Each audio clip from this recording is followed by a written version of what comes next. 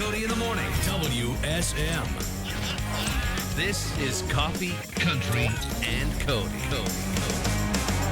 Well, it's a somber day here. At the same time, it's a celebration of life. Mm-hmm. One of the most endearing personalities in this town belonged to Jeannie Seely. And she would, if you followed her on socials, she would often sign off with the unsinkable Jeannie Seely. Which I always love. Unsinkable Seely. Yes. And that is, and so much more she was. And this morning at 10 o'clock at the Grand Ole Opry House, free, open to the public, her memorial service. The last couple hours, and Charlie, Kelly, Mike, Terry, and I are all hosting, if you will, this memorial service with a huge list of guests who are going to perform, who've sent videos, who will be speaking in person. And we'll have that this hour as we welcome you on Circle Country Television all over the world, on WSM Radio. And again, you can link to your favorite streaming platform there, too, at Circle Country. But Opry Dan Rogers is stopping by here in just a little bit. He had to put up with her more than anybody. Deborah Allen, Rhonda Vincent, T. Graham Brown, and of course, we also have stories we want to share. Yeah, I don't know if there's any better compliment you can give someone that anyone who's ever worked with them has a story that's joyous, that just will make you smile and laugh, and that's just a great compliment. And a couple we can't tell on the air. Well, Chicken Neck Green just told me than that Jerry Whitehurst told him that she mooned him through the bus window one time. And when Chicken Neck asked her about it, she said, "Yes, I sure did." I love that. That is my North Star right there. She is my North Star. Not only did I do it, I'm so proud of me. Yes. That's so good. Well, we got a big window. Oh. Let me tell you, if you ever come in and there's a print, you'll know why. It's going to be special. It will. And what are you working on this morning? Who's making news? Well, we're talking all about George Strait. He's going to get a big honor, just announced yesterday. He's going to be one of the Kennedy Center honorees for this year. So we'll run down that entire list for you. Also, Rascal Flatts, they hinted about it. They went out on tour. They did a few dates. And then I asked, and they couldn't give me a straight answer. Well, now we finally have a straight answer. Yes, the tour is continuing in 2026, but only a few dates. So we've got that. And Old Dominion. I finally got to go to Odie's. We've been talking about it. Remember, it took forever, like construction delay. It was supposed to open last year. Codes. Didn't work. So finally open, and we got a preview of Barbara, the new album that's coming out on the 22nd. Plus, they picked up 3 plaques yesterday, and I got to eat some of their fries. So all of that and more coming up. And don't forget, in addition to Seely's memorial this morning at 10 o'clock, and I say that last name only very affectionately because that's how we all knew her. Yeah, she was Seely. But Opry Country Classics. Larry Gatlin, who will be a part of the memorial service. He's one of those named. Ricky Skaggs as well, Wade Hayes, Twitty and Lynn, Neil McCoy, Ben Haggard, Opry Country Classics. So the big red curtain goes up twice today, at 10 o'clock this morning, and again at 7 o'clock tonight. Don't forget the Muppets. Elmo Abby and Elmo. Abby. I don't think I have seen Wes Anderson, one of our stage managers over there, more excited in the years I have known him than to show me a photo of Elmo in the circle. It was like, look at this. It was just so cool. Yesterday, I talked with Martin on our crew, Martin Fisher, and I said, "Do you want my Elmo imitation now or at the end of the call?" And I hung up, and I forgot to do the Elmo, so I called him back and just said, "Elmo loves you," and then I hung up. I am very excited they're here. It's going to be cool. We roll into 8 o'clock together. The unsinkable Seely is all over the world on WSM Radio, Circle Country Television. From WSM Radio, this is Coffee, Country, and Cody. And from the Assembly Food Hall stage, this is Opry Dan Rogers, Senior VP, Executive Producer of a thing we call the Grand Ole Opry, or A Good-Natured Riot, as it was once chronicled by Dr. Charles Wolfe at MTSU. Almost always good-natured. There's an asterisk. That's going to be the 100-year edition follow-up. Almost always. Unless Fair and Young was involved. Something like that. I'm not here to name names. Ray Price and Daryl McCall were in one morning, and I said, "Where are you going after you leave here?" He said, I think we're going to go beat up Farron. Bless it. Well, let's remember Jeannie Seely through the eyes of Opry Dan over there this morning. Man, we'll always remember. I mean, truly, we will always remember Jeannie Seely. I've thought, in the days since she's left this earth, the thing that keeps like that, you know how you just have an image of somebody, and for a lot of people it's probably her taking her bow or what have you. For me, it has truly been sitting there like working on stuff in the hours before a show or the minutes before a show, and hearing whatever she was calling me that day. Maybe Opry Dan, maybe Mr. Rogers, lots of things. But hearing her say that and then turning around and she's like, her arms are spread out across my doorway, like almost to keep anybody else out. So like, this is her time. Or to keep you and in. It's like, exactly. And to share whatever, like what she's excited about, songs she's just written, what she's unhappy about this time around. Well, she had no problem with that either. No. Exactly. Yeah. Sometimes like what she was going to share, like the latest joke she was going to tell or whatever. And more than once, if I was like, "Oh yeah, funny," she's like, "Well, Bill Anderson laughed." Like I have no sense of humor, and maybe I don't. So that's like truly, when you say "Let's remember her," that's the image that just keeps popping in my mind. And when I'm sitting there before a show, you almost half expect still to see her there because she was such a presence all the time. There's a picture of you that's become famous since you took over the Grand Ole Opry as a little boy standing on the stage of the Grand Ole Opry. Take us back to that moment in time, and would you have seen Jeannie Seely on that visit? Seely would understand that as a 5-year-old, the one person I remember is Dolly Parton. I think Seely would get that and would say like that she probably wasn't on, or I would remember her. But I will say, in terms of like early memories, and this is, everybody would say this about her, is she treated me the same as an intern in this company as she did when I was honored to accept the job I have now, which, as I said in her dedication, she was partially responsible for, I'm certain, because she was an advocate for me. But man, we had some fun when I was an intern. Truly, like we just, as she would with anybody new that, shows respect for the place and is like so happy to be here. Like I think she just connected with those people and were like, we're gonna hit it off and we're gonna make some things happen. And I think she looked at like young people with stars in their eyes and thought, like maybe we can make some good stuff happen, like for her and for the opera together. So yeah. I remember the first night that I was shadowing Charlie, and we were, backstage, and she was standing there, and I'd just gotten my ID, which I still have it. I probably lost it a couple times as a replacement, but I had my ID, and she goes, "Take it out. We have to take a picture." And I have a picture of me holding my ID and her standing there with her arm around me pointing to it because she was awesome. That's her. So excited. And I thought, gosh, here she is, just this pillar of the Opry and welcoming me in. I'm just wandering around backstage following Charlie to figure out what to do. That's the way, as she treated staff members. I mean, I bet I've heard from 30 young artists since she's been gone about how she stopped and visited their dressing room that night, and it was important to her that she physically welcome somebody and meet their grandpa who was a big Jeannie Seely fan, or their mom, or whoever. It was who she was, and her spirit will live on in those hallways for decades and decades to come, I'm sure. I recall on many occasions newer members of the Grand Ole Opry would become members, and then there would be somebody, a legendary Opry name, who was ill in the hospital or whatever, and Jeannie would call randomly, say, "Hey, you're going with me." Huh. And they would go to the hospital, and she said, "Say, this is what we do.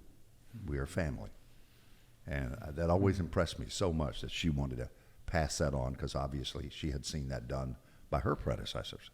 Mm-hmm. Yeah. She was an incredible bridge between the people who came before her and the people who had come along after her, truly. And I mean, it's one reason is kind of like Bill Anderson. She's such a great storyteller, and she I swear that they both like would watch something happening and think, okay, like don't miss a moment here because this, like people are gonna need to know about this in 30 years. Do you know what I mean? You remember the night of the eclipse Oh gosh. when she was standing center stage and she got approval on this, and he was thrilled to death to do it. But Darius Rucker walked across slowly in front of her in the middle of her set. Let the record show I did not give her approval, and she went above me for approval. I would like that known today. Wow. But wow. Darius loved that. He just thought that was the greatest thing. And it truly was funny. It was even funnier in person when you could see it playing. If I had $1 for every time she would come to me and I would say, let me think about it, I would have $100 maybe. Truly. I miss my Post-it notes on the podium with the number, and there's nothing like, it was my favorite part of the show some nights because I would do it after she finished. And I said, let me tell you something about Jeannie Seely. She has performed on this stage more than anybody in the history of the show. And I could tell people in the crowd are thinking, oh, wow, I bet you she's done it maybe 300 or 400 times. And when you say 5, they gasp. Yeah, it's exactly. audible. It's like, oh, God, yeah.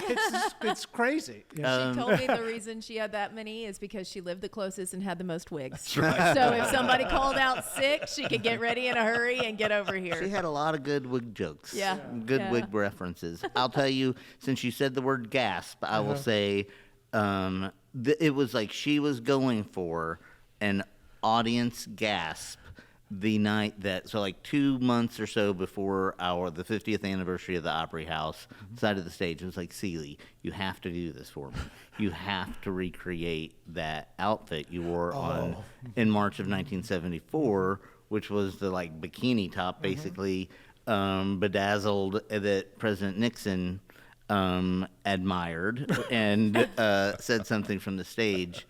And like this is Seely too. Like she was such a show person. Like she wanted to get every detail exactly right. And that night when she had her recreation on, she's like, I need you to tell people what I wore, and then when I'm in the shadows, I need you to put that image up, and then I'm going to take about 10 steps forward in the center stage and look over my shoulder at it. And then I'm going to look at the crowd, and I swear, like she looked at the crowd, and the whole audience was like, and I'm like, you did it. There you go. You got your gasp, lady. That's what she wanted. Oh, yeah. 5,398 as of the 10 o'clock this morning, and the official memorial for Jeannie Seely. Opry Dan, thanks for coming by, buddy. We're so thankful for her, truly. Everybody there. And so thankful. OD, the senior VP, executive producer of the Grand Ole Opry these days.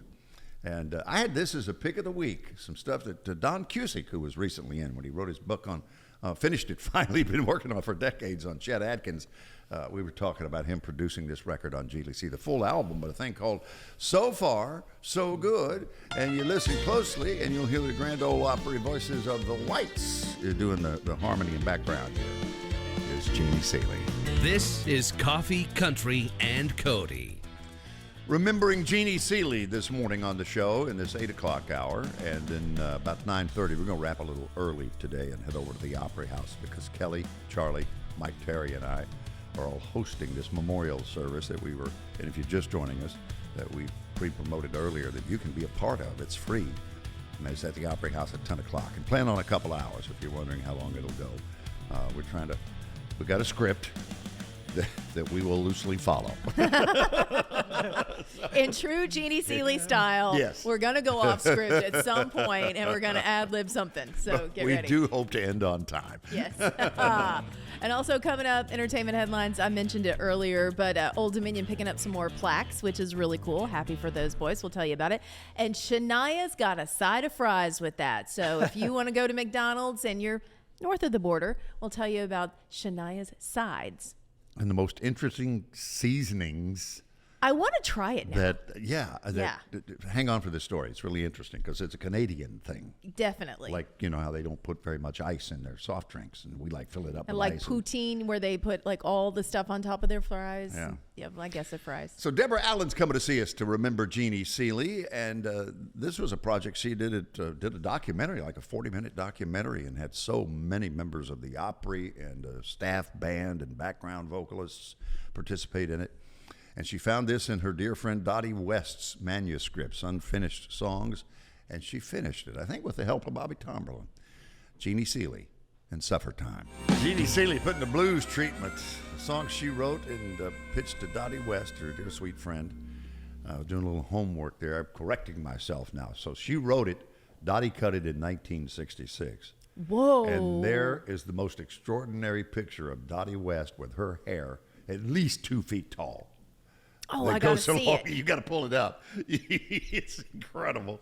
But that was the original, and then Jeannie recently did it 2024 as a part of a 40-minute documentary that you can pull up online, Suffer Time. And that was a project. You know, toward the end, she was writing with Gary Burr and Bobby Tomberlin, Victoria Shaw, Buddy Cannon, our friend Aaron Enderlin, Trisha Yearwood. That's right. Yeah. Yeah. So.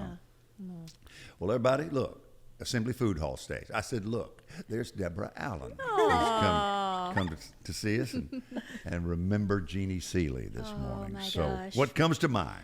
Well, what comes to mind for me is when I lived next door to Waylon's office with a lady named Marie Barrett. And Marie and Jeannie were really great friends, and Jeannie was around a lot at that time, you know. And she was just always so supportive. And I remember her even coming to see me sing at Possum Holler one time, you know. So she was just always around, and she was always very, very, very supportive. Oh, no, wait, I just had another memory. After that, I moved to L.A. because I did a TV show, a summer replacement TV show. And when I came back, I didn't know where I was going to be. So Marie said, I'm living out here at Seely's. You should come out here. And I said, you think that would be okay? She said, yeah. So I just remember being out there living, you know, at her house. It was kind of out towards Hendersonville. And I think it was where she and Hank had lived for a long time. That sounds right. Okay. Yeah. And she would drop by, you know, and we'd talk. And I remember Marie getting frustrated, though, because the fireplace wouldn't light. She goes, these logs are defective. But we just had a good time out there, you know. I mean, it was just, Jeannie was, I just admired Jeannie because, you know, as y'all know, our dreams, we're living our dreams through our music and everything, but it is a business, and it's not always the easiest road to go. But she persevered even, you know, throughout her life. She did so many things that just kept motivating her and pushing her forward, and that's amazing. That's a testament for not just women, but all artists everywhere. So, Deborah, where was she during the time you and Marie were living in her house? Well, you know, I don't know exactly where. I was assuming that she was traveling in and out, but she was no longer with Hank, that's for sure. And also, sometimes... She said one time live on stage at the Opry, she was introducing Don't Touch Me, which her husband at the time, Right. Hank Cochran, Hall of Famer, wrote. Yes. She said he was a great songwriter. He was not much of a husband. Well, that's kind of the sentiment that I picked up from her.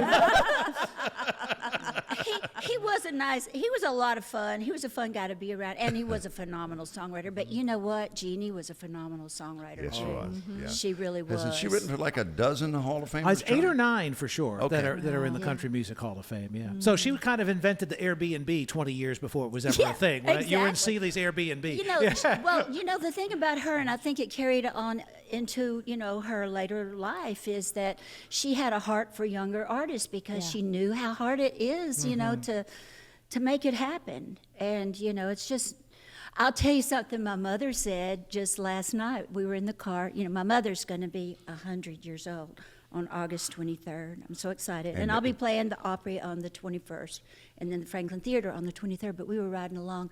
My cousin Vicki was in the back seat, and she goes, I tell you, I just never did worry about you when you were out there at Jeannie Seely's house, you and Marie. She said, because see, she lived in Memphis at the time. Oh, okay. And so I've often wondered how they came to reconcile me just taking off living on Music Road. I thought, boy, they sure trusted me. So how old were you? Well, by then I was probably in my early 20s, but when I first moved to Nashville, I was like 18 years old, and I was living at 1110, I think it was 1110 or something, 16th Avenue, and it was this lady, she was 90 years old, and her son passed away, and she wound up putting the house in charge with some winos.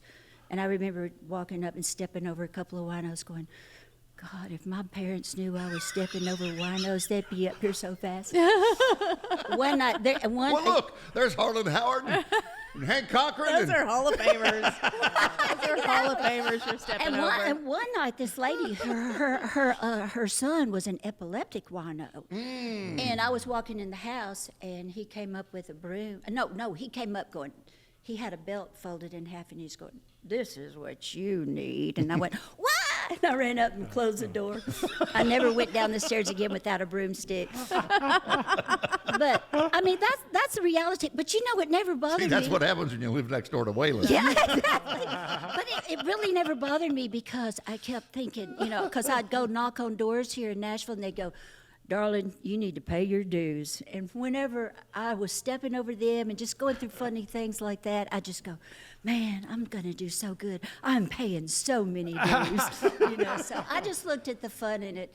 But having a friend like Jeannie made it possible because, and she's made it possible for, I see, you know, seeing her backstage talking with the young artists, you know, and a lot of them are my friends too, but it just reminded me of how gracious and how wonderful and really what a mothering spirit she had, you know. Yeah, and she never was a mother, and I think that came through in those relationships, don't you, Kelly? Oh, she truly, I just immediately fell in love with her, and she was my mentor, like the one that I just looked up to every time. I know, and she had that great radio experience too, the first military DJ. I mean, Armed Forces Network. oh my That's gosh, right. she's done it. She's done it all. Yeah. She looked at me when we opened Old Red in Tishomingo, Oklahoma, the first location, and Blake Shelton was playing that big street festival, and she was on the bill.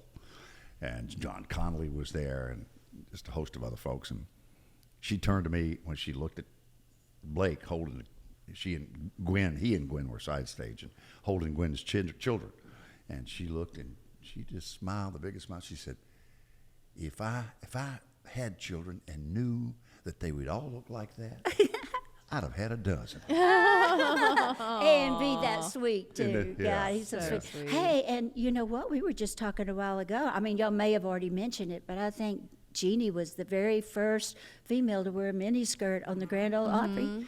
We thought about it. I didn't thought we? about it this I morning. I was pulling out dresses, and I'm like, this one's pretty short. She might like this one. Are I you don't going to wear know. one for your mother's birthday celebration? You know, I think I will. You should. You really should. I really will. Is She your would mother's love name? it.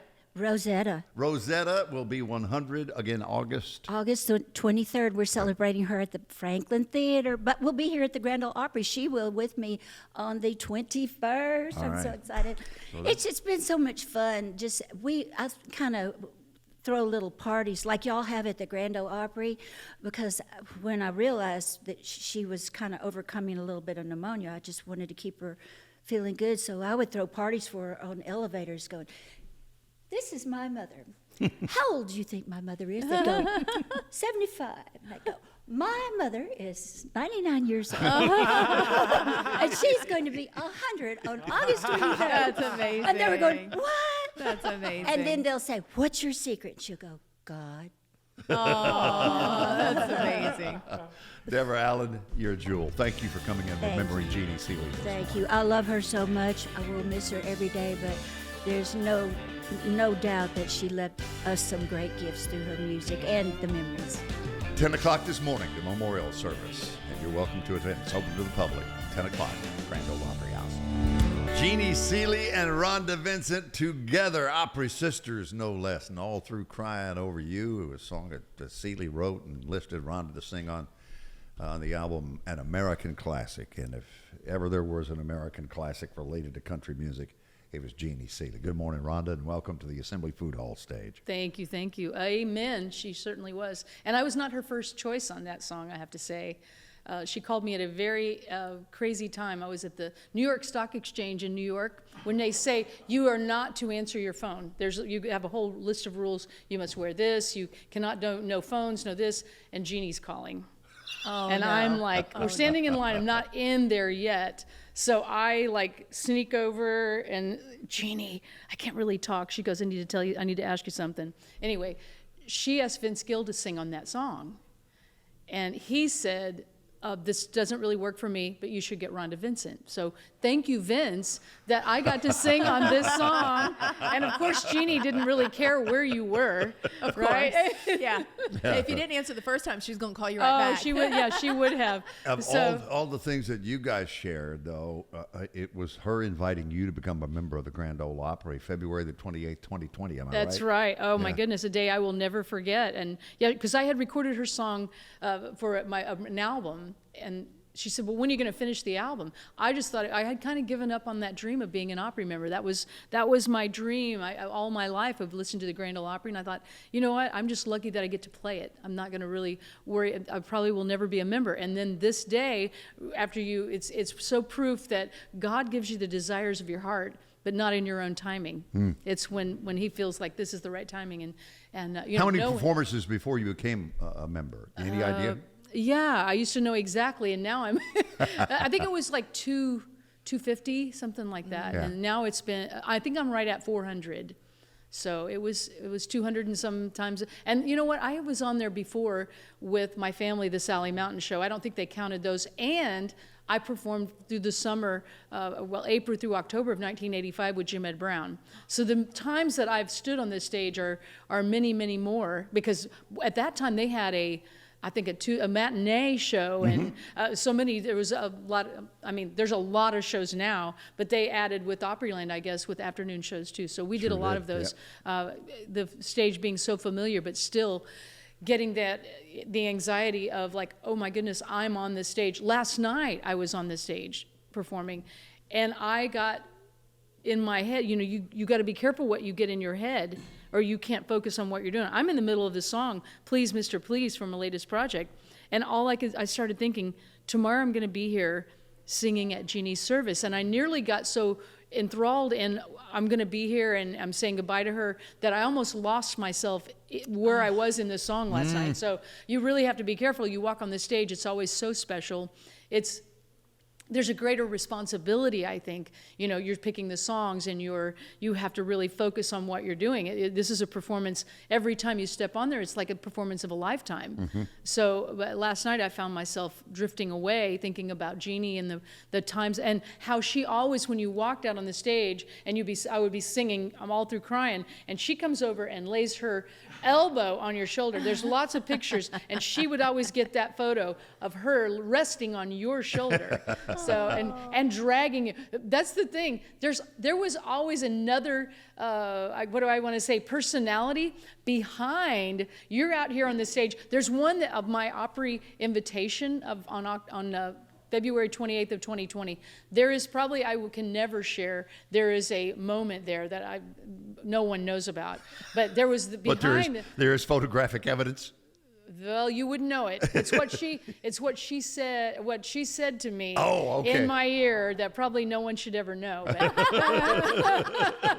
So what but she was also like dragging you, like if she wanted you, she would grab your arm or come over, and she's like, get over here, I'm putting my elbow on your shoulder. So there was another personality. There was on stage making sure everything was exactly the way it should be. She would call me before she would come to get to the opera. She's like, you know what? I think I'm going to say this tonight. And she was so well thought out, and everything that I always say that when she was speaking, lyrics were falling out anyway. But everything was said and done with intent. And I love that about her. But I don't know if, when you got to the stage, she's presenting the thing. But behind it was this intent of, get over here, do this, you need to be doing this. Are you going to wear those shoes? So many. Or do not get me those shoes because they have heels. You know, she liked a smaller heel. Yeah. I would send her pictures. I would be shopping. Well, I guess it was some earrings. For her 80th birthday, I got her like 80 pairs of earrings, or 80 items that I got for almost 80 pairs of earrings. Because previous to that, I had a pair of earrings, and she goes, when you get earrings from now on, get me a pair just like them. Because she didn't really go out and shop. And so I would be places, and so then I started intentionally the tallest shoes because I knew she didn't like them. Hey, I thought I would get these for you. Don't bother. What do you remember about the 28th of February 2020? Did you have an inkling? Not was it a a single total clue. surprise? Because It was an absolute total surprise. No one knew. There was very few people that not even my family knew. You know, they were calling my mother. She was at a jam session playing in Iowa, and my daughter was called, because a friend had called my daughter. They didn't say what, they just said, you might want to turn on WSM. That was the only hint that they kind of gave them. Said, you know, your mom's on, you might want to turn on the radio. And so then she's calling my mom, and my mom sees that it's tinsel, and so she didn't answer. She's like, I'll call her back after the jam session. I'm playing, you know. But otherwise she would have been able to listen. They weren't there or anything. They were there for the induction. and then the long wait began. 343 days. Yeah, my So induction long. was set for March 14th. And there at the Station Inn here in Nashville, there's a poster of March 14th of 2020. That was my induction date. And the Opry shut down on March 13th. So, yeah. So there's all these posters that are out there, a few people have, that are So- not the right induction date. But it was February 6th, right? February 6th, which is I share with Ronnie Millsap. Next year will be his 40th Opry anniversary. It will be my 5th. So how cool. about that? It's so cool that I get to share that with Ronnie Millsap. Well, Opry star Rhonda Vincent on the Assembly Food Hall stage this morning. I appreciate you coming by and sharing those memories with Jeannie, and we'll see you at the memorial service. I will be at the memorial service. All right. It will be my honor. Okay, and you're performing? Yes. What's she performing. singing? You know what we're doing? It's a very special collaboration with Wendy, Mandy, and Linda. Linda Davis, Wendy Moten, and Mandy Barnett. Okay. And so we're doing a quartet. It's kind of a tag team collaboration. But, well, you know what? There's going to be a very, very, very special moment. So you do not want to miss this. Be sure to tune in to WSM. You can listen live. I think you can watch on the Grand Ole Opry Facebook You page. can. Is that right? Yeah, and of course, see it live in attendance if it works for you. And get beginning at over 10 here. o'clock. You don't want to. I'm telling you, there's a very eerie moment that is so special. So get over here. Get here to the Grand Ole Opry. You know what? It's one of the few opportunities you can walk in for free at the Grand Ole Opry. Mm-hmm. So just to walk in here is a great honor. Jeannie Seely taught you how to deliver the big T's there. Yes, she did. Absolutely. She would be disappointed if I don't get over here because Jeannie wants you here. Rhonda Vincent on Coffee, Country, and Cody. Good morning. More Coffee, Country, and Cody is on WSM. We welcome to the Assembly Food Hall stage with Charlie Mattos, Kelly Sutton, Bill Cody, and T. Graham Brown, Grand Ole Opry star. Hello, Bill, Charlie, Kelly. Hello. How Pardon are me, ya? T. How's yuns doing?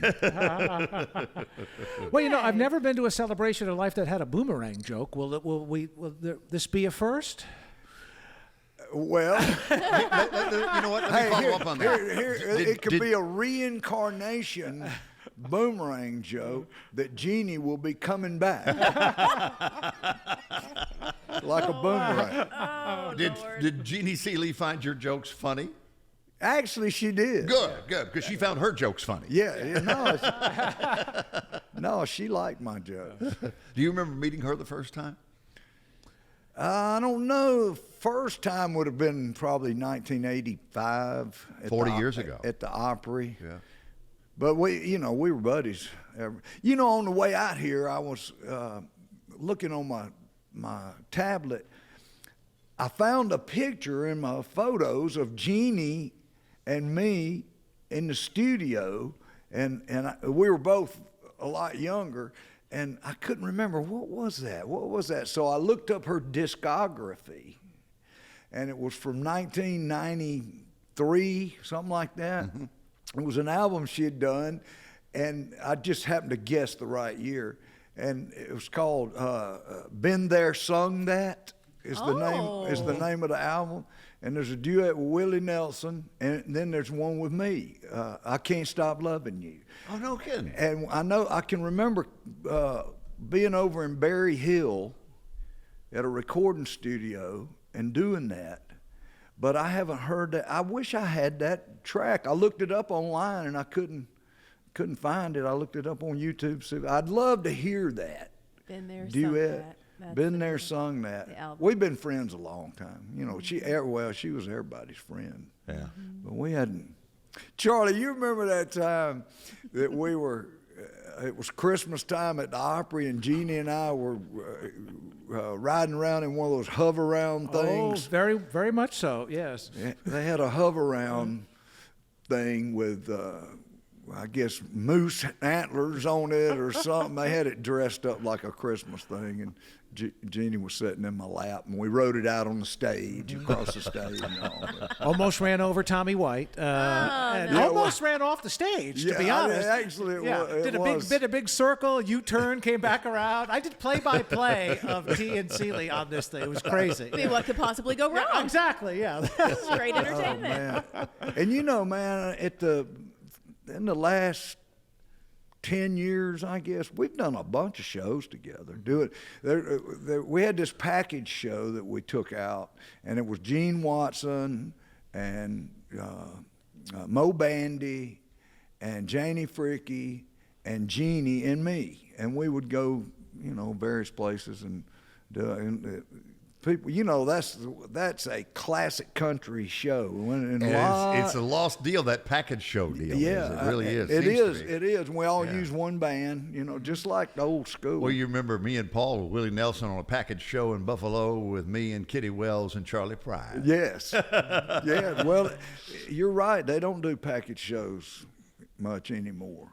I think that the audience for a package show like that are generally an older country fan. You know? I would agree. But anyway, we had a lot of fun, man. Jeannie was cool. I loved going to her house, you know, and I'm sure everybody's talked about that and being on the river and doing her Sunday show. On Willie's Roadhouse. Did you get to do it? She got to do 2 more episodes. When I talked to her the week before she passed, she said, I just got done recording 2 more episodes of my show. And I thought, oh, good. I love that show. Yeah, I was on there a couple of times. And actually, she had been after me to be on my Sirius XM show. Yeah, and tell folks the name of it. And when Well, they it's can hear called it. Live Wire, and I play only tracks from artists' live albums. So it's like it's all that kind of music with an audience. And so she was after me for a long time. Hey, when you gonna get me on your show? When you gonna get me on your show? And I was thinking, I don't know if you got a live. I said, you know, the format. She said, I believe it was Porter Wagner and I did the first live album on the stage at the Grand Ole Opry House. So she had tracks of that, and she came over, and actually I think I went over to her house and recorded her. But yeah, you know, she was hey, you know what we were looking at on the way out here? Somehow it popped up somewhere. I saw it and I put it on my tablet. Sheila never had seen it. It's a picture of Jeannie, and I don't know who the other girl was, at the Speedway, Nashville Speedway, holding about a 4-foot-tall trophy. I assumed that the winner of the race, whatever race it was, would receive. And Jeannie and that woman, one of them's on one side of it, one of them's on the other. Jeannie's got way long hair, like down her back, and a miniskirt on. It is the campiest, funniest. Have you ever seen that? My one? guess is I haven't. that was Carolyn. That she often references her running buddy. Yeah, yes. and her jokes, and that she ran around. Oh, with neighbor and friend. You would laugh at that one, man. I mean, that's way pre-wig days, you know. She had that hair, and she had it the style. was long hair. It was like halfway down her back. It was really funny seeing her, and she looked like she was about 10 years old. So, so yeah. And you know what was funny? She didn't care about. She had no qualms about mentioning her wig. You know? Yeah, no. I mean, talked to she me a lot wasn't about trying to that. fool Yeah. anybody. Right. What was it she told you, Kelly? She said the reason she had so many appearances at the Grand Ole Opry is she lives the closest and she had the most wigs. So she could get ready the fastest if somebody called out sick. Yeah, She said, well, I'll be there in 10, and she'd put a wig on and come on over. Heck yeah, I loved her little house. She wasn't pretentious as far as having some big mansion or anything. She lived in a simple little house, but the backside view of the river was awesome. It's beautiful. So, dang, I forgot what I was going to say. I was going to ask you something about her wigs, I think. But anyway, it'll come to me. Well, thanks for remembering her with us this morning, T. And the memorial service is just a little over a half hour away at 10 o'clock. And I get to sing Beulah Land.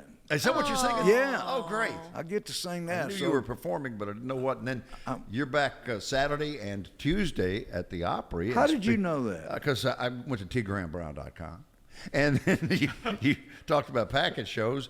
It's you and Lori Morgan out on the road at the Georgia Mountain Fair. Which is a great place to see a show. On the 23rd in Hiawassee, Georgia. Yeah, Lori and I, well, I'll get out of here, but Lori and I have been doing shows together this year, and we use her band, one band, which basically is my band when she's off the road. I use her band. But, yeah, we've been doing some shows. I love Lori, and we go back a long way, Thank you again, pal. God bless you. And God bless you, Ralph. And thanks for... Hey, before I do that, you know who I'm writing with tomorrow? No. Whispering Bill Anderson. Oh, yeah. Yeah. I got this Gaither gospel album coming up, and so Bill and I are going to write a song for it. Well, you better make sure he gets a writer's credit. Well, Jimmy Dean called me this morning. I better not say that. T. Graham Brown, hit me, Charlie. Jeannie Seely with the Dallas Wayne thing called Not a Dry Eye in the House. It's playing all over the world. WSM Radio, 650 AM WSM.